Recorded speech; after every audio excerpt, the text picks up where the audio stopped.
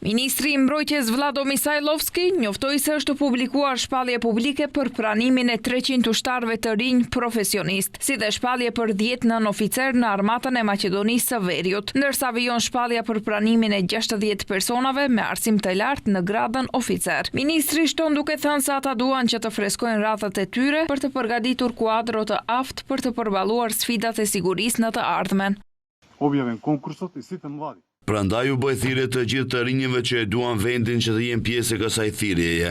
Ne duam të freskojmë radhët tona, t'u japim mundësi shumë të rinjëve të jenë pjesë e familjes son në NATO. Po ashtu Ministria e Mbrojtjes thekson se po inkurajon veçanërisht vajzat që të aplikojnë për këtë vend pune. Ata thonë se gjatë procesit të punësimit do t'i kushtohet vëmendje përfaqësimit të drejtë të kandidatëve, nga ku paga, sipas shpalljes së publikuar, do të fillojë nga 500 euro plus 200 euro të tjera për shpenzimet e sigurimit të banesave. Të drejtë aplikimi kanë të gjithë shtetasit e rritur fizikisht të shëndetshëm të Maqedonisë së Veriut, të cilët nuk janë më të moshuar se 25 vjeç. Më pas, Ministria përmes komisioneve të posaçme do të bëjë përzgjedhjen e kandidatëve të cilët kanë aplikuar.